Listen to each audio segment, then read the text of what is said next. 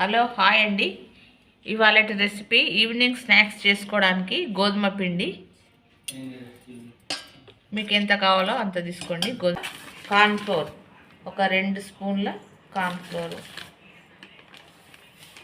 ఈ 2 కలిపడ కారం, ఉప్పు, ఓమ, నువ్వులు, కొద్దిగా ఎండిన కొత్తిమీర అండి, డ్రైది. ఇలా నలిపి వేసుకోవాలి. ఇలా కలుపుకోవాలి. వాటర్ వేసి చపాతీ పిండిలాగా తడుపుకోవాలి.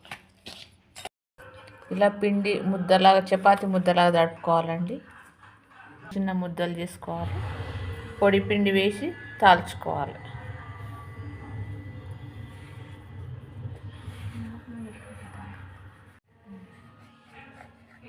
ఇలా కట్ చేసుకోవాలండి.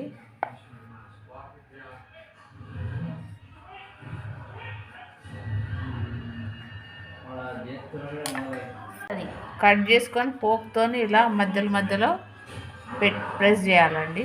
హోల్స్ పడితే బాగా కాలుతుంది, క్రిస్పీగా వస్తాయి.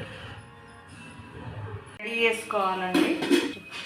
ఇలా అన్నీ రెడీ చేసుకొని డీప్ ఫ్రై మీడియం ఫ్లేమ్లో పెట్టుకొని కాల్చుకోవాలండి.